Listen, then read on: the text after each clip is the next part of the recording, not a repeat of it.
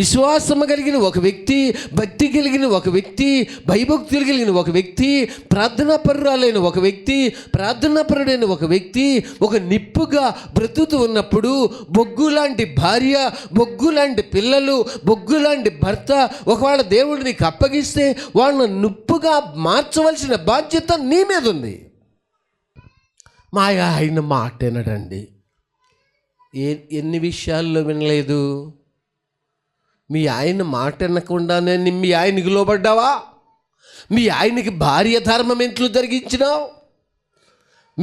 నీ భార్యకు భర్త ధర్మం ఎలా జరిగిస్తున్నావు? లోబడకుండానే, మాట వినకుండానే ఇవన్నీ జరిగిపోతున్నాయా? ఒక భక్తి విషయానికి వచ్చినప్పుడే మాట వినడం లేదా? మనుషుల యొక్క వేషధారణ ఎవరికి తెలుసు? దేవునికి తెలుసు. మనుషుల యొక్క యుక్తి కుయుక్తి దేవుడికి తెలుసు. మనుషులు సాకులు దేవుడికి తెలుసు. సమయం ఉండగానే కాలమును పోనీయక సద్వినియోగము చేసుకొనొచ్చు. అజ్ఞానుల వలె కాక జ్ఞానుల వలె నడుచుకోమని చెప్తుంది వాక్యము.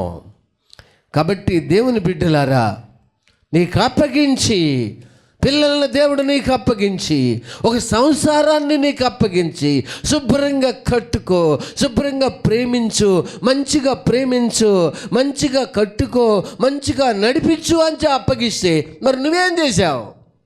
మా అమ్మాయి నా మాట వినండి, మా అబ్బాయి నా మాట వినడండి అని నువ్వు చెప్తే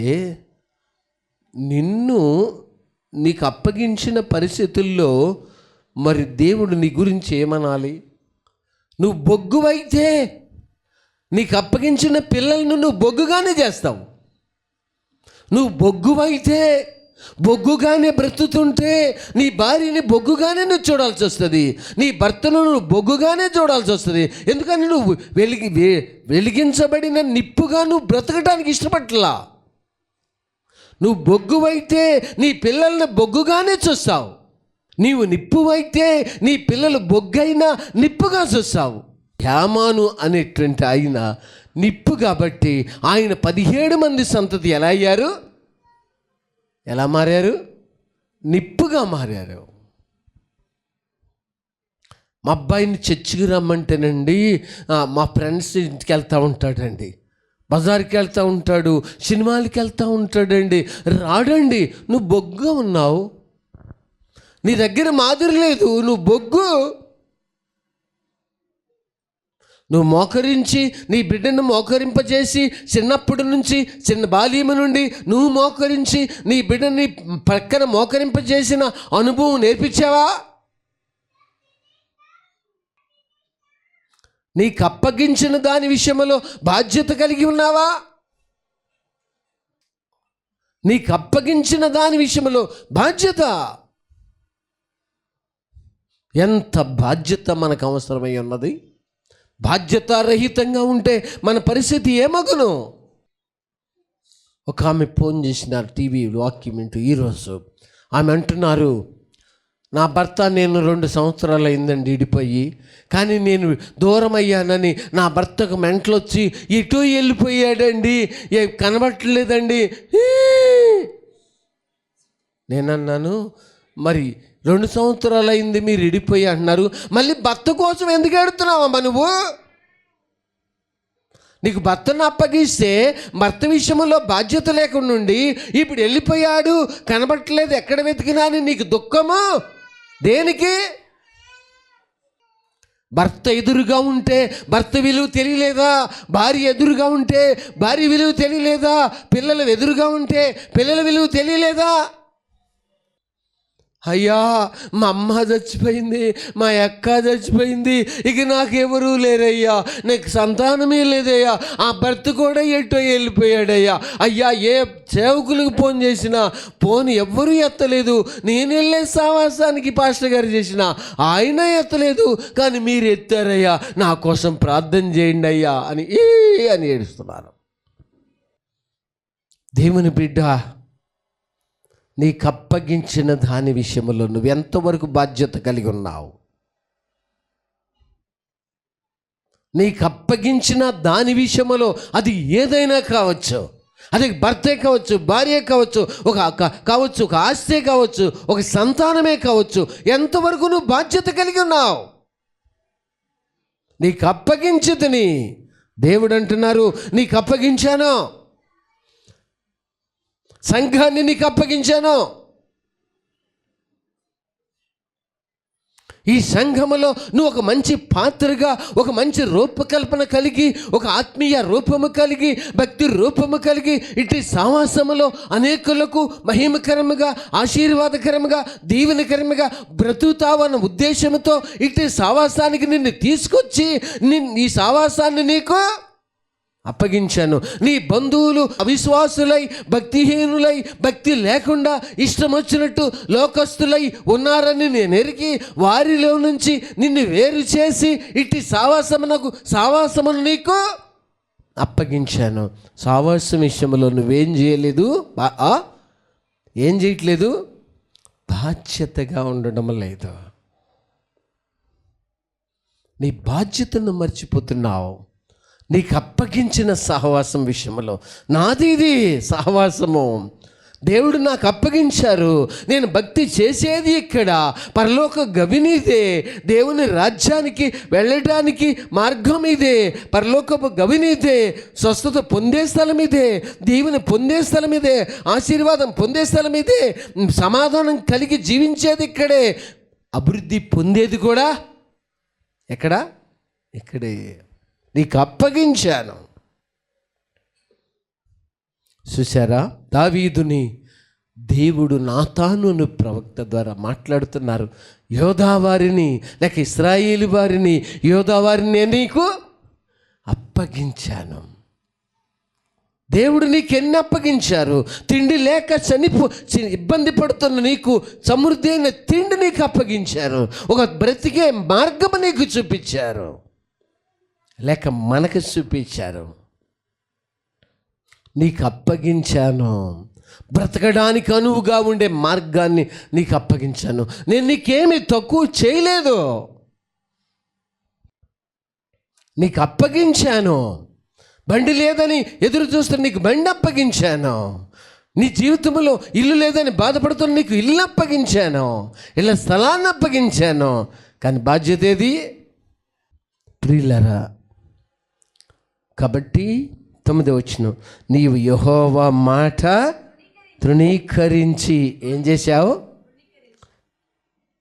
చేర్చింది దేవుడు, అప్పగించింది దేవుడు, సుఖపెట్టేది దేవుడు, సంతోషింప చేసింది దేవుడు, ఆనందింప చేసింది దేవుడు, దావీదుకు సింహాసనం అప్పగించింది దేవుడు, అనేకమైన వాటిని ఆయన లైఫ్లో ఎన్నడూ ఊహించని వాటిని దేవుడు అప్పగించి చేర్చింది దేవుడు.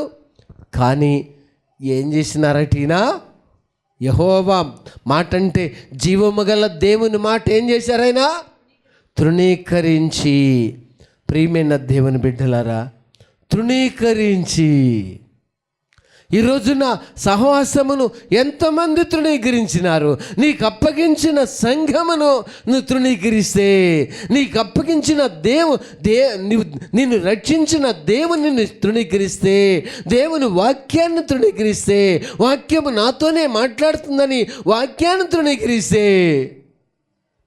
కొంతమంది బుధవారమును తృణీకరించి వ్యాపారములకు వెళుతున్నారు, శనివారం తృణీకరించి బంధువుల ఇంటికి వెళుతున్నారు, ఆదివారం ఆరాధనలు తృణీకరించి ఎక్కడో ఫంక్షన్లకు పోతున్నారు, ఎక్కడికో వెళ్ళిపోతున్నారు, ఇంకేమేమో ఇంకా బల్లారాధన సైతము తృణీకరించి ఎక్కడికి వెళ్తున్నారు? వాళ్ళకి ఇష్టమైన ప్రదేశాలకి వెళ్ళిపోతున్నారు. ఏం చేస్తున్నారు వీళ్ళు? ఇన్ని నీకు అప్పగించి, నీకు సుఖ సౌఖ్యములు ఇచ్చి, నీకు డబ్బు ఇచ్చి, ఒక జాబ్ ఇచ్చి, ఇల్లు ఇచ్చి, ఆరోగ్యం ఇచ్చి, ఆయుష్కాలం ఇచ్చి, సమృద్ధినిచ్చి, సంపదనిచ్చి, అన్నీ సమస్తమును మేలు కొరకే సమకూడు జరిగించి, ఇన్ని ఇచ్చి, ఇన్ని అప్పగిస్తే ఈ మనుషులు ఏం చేశారండి? దేవుని నియామక కాలములను మనుషులు ఏం చేసినారట? తృణీకరించినారు. మీకేనా శనివారం ఆరాధన ప్రార్థన? ఇక్కడున్న మీకేనా? మిగతా వారికి అవసరం లేదా? మిగతా వారికి వారు దేవుణ్ణి వెంబడించుచున్న వారు కాదా? మీరు మాత్రమేనా? వారు ఏం చేసినారు? ఒక రకంగా బహిరంగంగా దేవుణ్ణి ఏం చేశారు? తృణీకరించారు. నియామక కాలములకు రావడానికి టైం ఉండదు, కానీ వారికి ఇష్టమైన మార్గాల్లో వెళ్ళటానికి అది ఎంత దూరమైన ఏం చేస్తారు? పరుగులు. ఎంత కష్టమైన ప్రయాణమైనా సంతోషంగా వెళతారు. నియామక కాలములకు రావటానికే మేము ఒంటరిగా బయటికి రామండి, మేము వస్తే కుదరదండి, మా వారికి అది నచ్చదండి, వాళ్ళ వారికి అన్నీ తెలిసే రోడ్లమ్మట ఏం చేస్తున్నారు వీళ్ళు? తిరుగుతున్నారా? బజారుకి వెళ్ళి అన్నీ చేస్తున్నారా? మా వారికి ఇలాంటివి నచ్చవండి, నైట్ బయటికి వెళితే ఒప్పుకోరండి అన్నీ. మరి మీ వారికి తెలిసే మరి రోడ్డు మీద తిరుగుతున్నారు. అది పర్వాలేదు, అది సంతోషమేనా? సంతోషమే. దేవుని బిడ్డలారా, తృణీకరించి ఈ రోజున ఎంతమంది తృణీకరించి ఉన్నారు. దీవెన రావాలని కోరుతున్నారు. మా పిల్లలు మంచి స్థానంలో ఉండాలి, మంచిది. ఈ స్థానంలో ఉంటేనే దేవుని తృణీకరిస్తున్నావు. కొంచెము దీవెన వస్తేనే తృణీకరించుతున్నావు. కొంచెం ఆశీర్వాదం వస్తేనే సంఘమును సావాసమును తృణీకరిస్తున్నావు. మొన్న మన అబ్బాయి వచ్చి, నేను కారు కడుగుతాను అంకుల్ గారు అన్నాడు, వాష్ చేస్తానన్నాడు. నేను అన్నాను, ఆల్రెడీ కడిగేశారమ్మా అన్నాను. తను వచ్చాడు వెళ్దామని అంటే డ్రైవ్ చేసుకుంటూ. కానీ ఒక సండే నేను అతని కొరకు ఏం చేసినాను, ఎదురు చూసినాను. రాలా. అయ్యో టైం అవుతుంది ఇంకా రాలా. నేను అడిగినాను, ఎక్కడికి వెళ్ళినాడమ్మా? ఎక్కడికి వెళ్ళినాడు? సండే ఎక్కడికి వెళ్ళాడంట? ఎక్కడో మ్యారేజ్ ఫంక్షన్కి ఎక్కడో వెళ్ళిపోయినాడట. సేవకులు వెళ్ళాల్సిన నువ్వు కావాలను తృణీకరించి అక్కడ నువ్వేం చేశావు? రహస్యమందు చూస్తున్న దేవుడు నీ గురించి ఎంత బాధపడతారు? నిన్ను ఆ స్థానంలో కూర్చోబెట్టింది దేనికి? తృణీకరించడానికి కాదే. దావీదా, నిన్ను సింహాసనం మీద కూర్చోబెట్టింది తృణీకరించడానికి కాదే. నీకు ఒక లైవ్ పెట్టడానికి, ఒక కీబోర్డ్ చేయడానికి, లేకపోతే ఒక ట్రాక్ పెట్టడానికి, ఒక యాంప్లిఫైయర్ పెట్టడానికి, సంఘంలో పరిశీలన చేయడానికి నిన్ను అక్కడ పెట్టింది దేనికి? తృణీకరించడానికి కాదే. నువ్వు తృణీకరించవు, ప్రాణం మీదకి వచ్చిన తృణీకరించవు అని నమ్మి నీకు ఆ పరిచర్య దేవుడు ఒకవేళ అప్పగించి ఉండవచ్చు. కానీ నువ్వేం చేస్తున్నావు? క్షేమం వచ్చాక, సమృద్ధి కలిగిందని నీ మనసులో అతిశయపడుతూ దేవుని యొక్క వాతావరణాన్ని అనుభవించాల్సిన నువ్వు అనుభవిస్తావని దేవుడు నమ్మి, నా బిడ్డ నన్ను విడివాడు, నా వాక్యమును తృణీకరించడు, నా నియామక కాలములను తృణీకరించడు అని నమ్మి దేవుడు మేలు కలుగుటకై సమస్తము జరిగించి ఈ రోజున ఆకలి తెలియకుండా సమృద్ధిగా పోషిస్తూ ఉంటే, మనం దేవుని యొక్క పరిచర్యలను, దేవుని వాతావరణమును, దేవుని క్రమాన్ని తృణీకరించడం మంచిది కాదు కదా. నేను ఒక సిస్టర్ గారిని, అమ్మ పక్కనే ఉంటున్నారు మీరు, ప్రేయర్కి రావచ్చు కదా, బుధవారం శనివారం చక్కగా రావచ్చు కదా సిస్టర్ అంటే, రాత్రులు బయటికి రానండి అన్నారు. ఏం చేయరట రాత్రులు? సరే రాత్రులు మాకు ప్రేయర్ అయింది, 10 దాటి 11:30 అట్లా అవుతోంది. సరే రోడ్డు మీదకి వచ్చి నడుచుకుంటూ వస్తామన్నాం. ఈ లోపల రోడ్డు మీద కనపడ్డారు 11:30 అట్లా అనుకుంటా, 11:00కో 11:30కో. ఏంటి సిస్టర్ ఇక్కడ ఉన్నారు?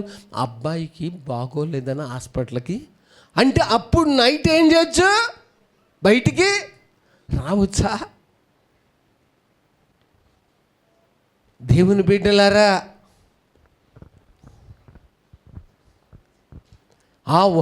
చీకట్లో నడుచుకుంటూ చర్చికి వస్తుంటే అందరూ ఏమనుకుంటారండి?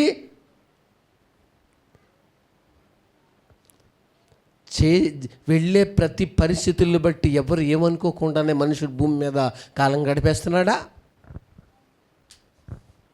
రహస్యమందు చూచుచున్న దేవుడు మన విషయంలో మార్కులేస్తారు. బడా నమ్మకమైన మంచి దాసురాలా, మంచి దాసుడా, నువ్వు తృణీకరించమని నీకు ఈ బాధ్యత అప్పగిచ్చా. నువ్వు తృణీకరించమని ఈ భక్తిని నీకు ఇచ్చా. నువ్వు తృణీకరించమని నీకు సంతానాన్ని ఇచ్చా. నువ్వు తృణీకరించమని నీకు పెళ్లి చేశా. నన్ను తృణీకరించమని, నువ్వు నా సంఘమును తృణీకరించమని నేను నీకు మేలు చేయడం ప్రారంభించా.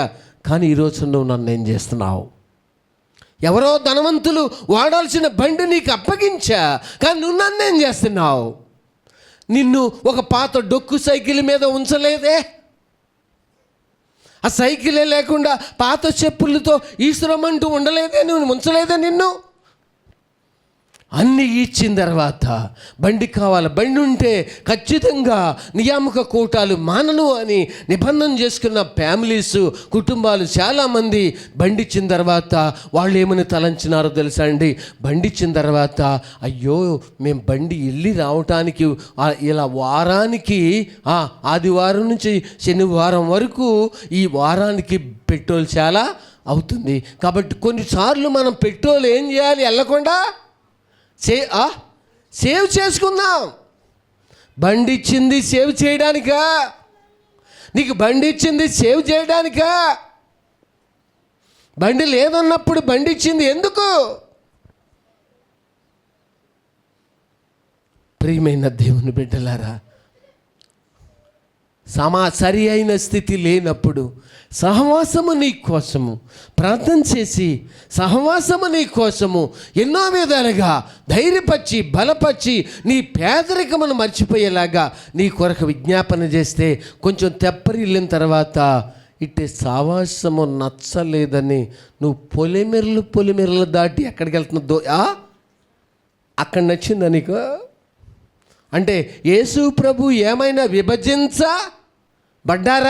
అక్కడొక యేసు ప్రభు, ఇక్కడొక యేసు ప్రభు విభజించబడ్డారా? అంటే నువ్వు ఈ సహవాసమని తెప్పరిల్లిన తర్వాత, దీవించబడిన తర్వాత సహవాసమును, దేవునిని, దేవుని సేవకుల్ని ఏం చేశాడు ఈ మనిషి? ఏం చేశాడండి? తృణీకరించినాడు. నువ్వు తృణీకరించిన దేవుడు ఆయన సంఘాన్ని ఏం చేయరు? తృణీకరించరు కదా. ఆయన సంఘం అంటేనే ఆయన. దేవుని బిడ్డ, ఈరోజున ఎంతమంది తృణీకరిస్తూ ఉన్నారు. ఎంతమంది అదొక రకంగా కోపము ఎంతగా 2 సార్లు 3 సార్లు రమ్మని చెప్పగానే ఏంటో ఊరికే రమ్మంటారు, ఏంటో ఫోన్ చేస్తారు. ఆయాసం. కాబట్టి దేవుని వాక్యం ఏం చెబుతుంది? నీవు యెహోవా మాటను తృణీకరించి ఆయన దృష్టికి, దేవుణ్ణి తృణీకరించిన ప్రతి వ్యక్తి చేసే పని ఏంటండి?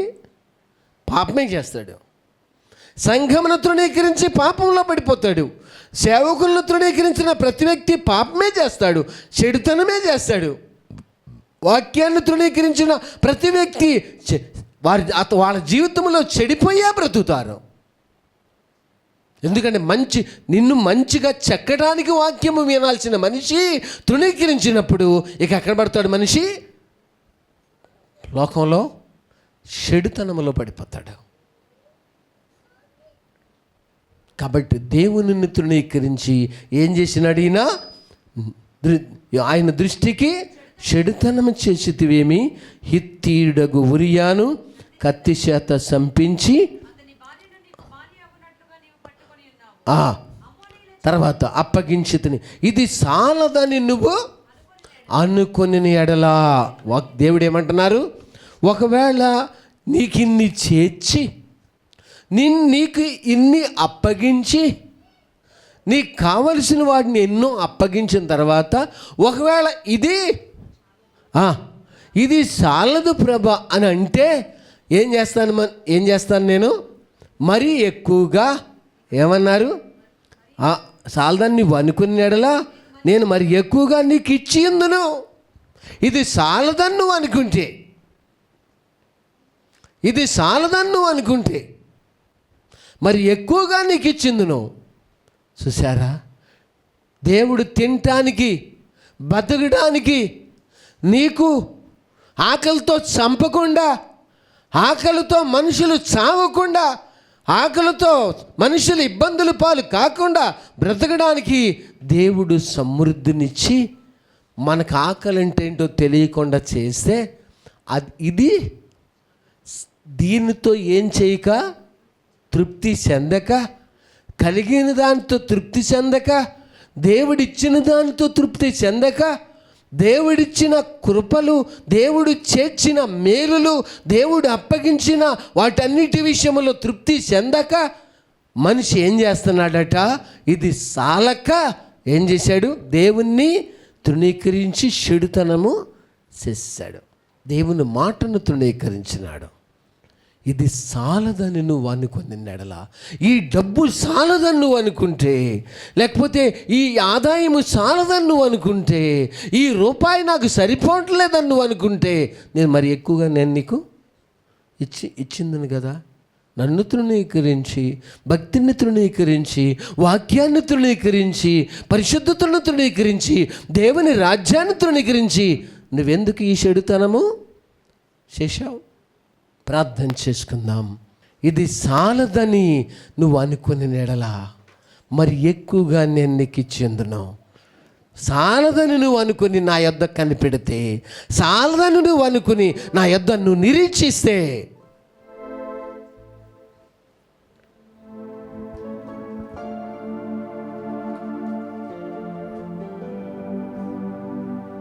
ప్రార్థన చేసుకుంటావా? దేవుడు నీకెందుకు అప్పగించినారు? నువ్వు ఆయన్ని మోసం చేస్తావని అప్పగించలేదే. నువ్వు నీకు అప్పగించిన పనిని తృణీకరిస్తావని, భక్తిని తృణీకరిస్తావని నీకు అప్పగించలేదే. నువ్వు నమ్మకమైన వ్యక్తివని ఎరగే.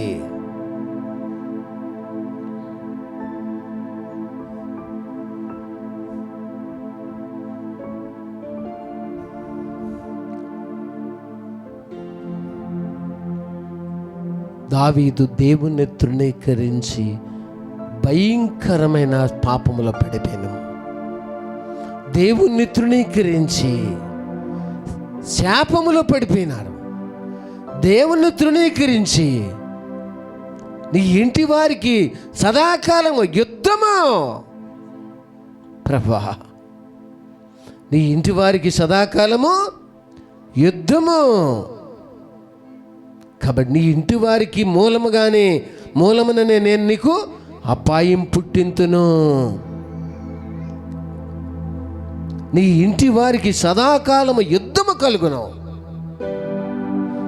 దేవుని తృణీకరించిన వారు, బుధవారం తృణీకరించిన వారు, శనివారం తృణీకరించే వారు, ఆదివారం తృణీకరించి వ్యాపారాలకి పరిగెత్తుతూ ఫంక్షన్లకు పరిగెత్తుతున్న వారు తృణీకరించిన వారు కాదా? సదాకాలము యుద్ధమే. ఒకరోజు కాదు, బ్రతికిన కాలమంతా యుద్ధమే.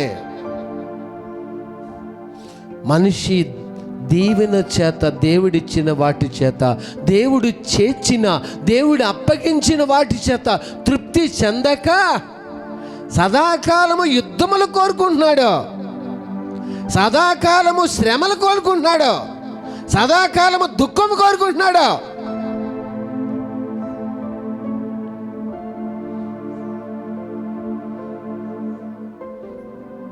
మహాగణుడును మహోన్నతుడైన ప్రభా, మీ సన్నిధి మాతో ఉంచండి. ఇచ్చిన కొద్ది మాటలు మందరు దెల్ల ఫలింపచేయమని. నమ్మకమైన రాజా, మిమ్మల్ని తృణీకరించి మేము ఎక్కడ నిలబడగలం? ఒకసారి జ్ఞాపకం చేసుకుందామని. ఇచ్చిన కొద్ది మాటలు మందరు దెల్ల ఫలింపచేయమని. సమీపంగానే ఉంటూ మనుషులు సంఘమును తృణీకరించిన నీ జీవితంలో, నియామక కాలములను తృణీకరించిన మనుషుల జీవితాలు ప్రభా, చెడుతనములోను, పాపములోను, అవిధేయతలోను, అనేక రకాల బంధకాల్లో పడిపోతారని మీ వాక్యం చెప్పుచున్నదే. ఒక్కసారి దర్శించము, కృప చూపించమని, మీ దీవెన దయచేయమని మీ చేతులకు అప్పగించుకుంటూ, ఈ వచ్చిన వారికే నా ప్రభా చిన్నవారం కావాల్సింది, మిగతా వారికి ఇళ్ళు కావాలా ప్రభా? వాళ్ళ ఇళ్ళ నుంచి బయటికి రారా తండ్రి? మీరు జ్ఞాపకం చేసుకోండి. మీ నడిపింపు దయచేయమని మీ చేతులకు అప్పగించుకుంటూ యేసు నామమున అడుగుతున్నాము తండ్రి, ఆమేన్. తండ్రి ప్రేమయు, కుమారుని యొక్క కృపయు, పరిశుద్ధాత్మ యొక్క అన్యోన్య సావాసము ఈ మేరకు తోడి నడిపించుకొనును గాక. ఆమేన్. మీ అందరికీ వందనాలండి.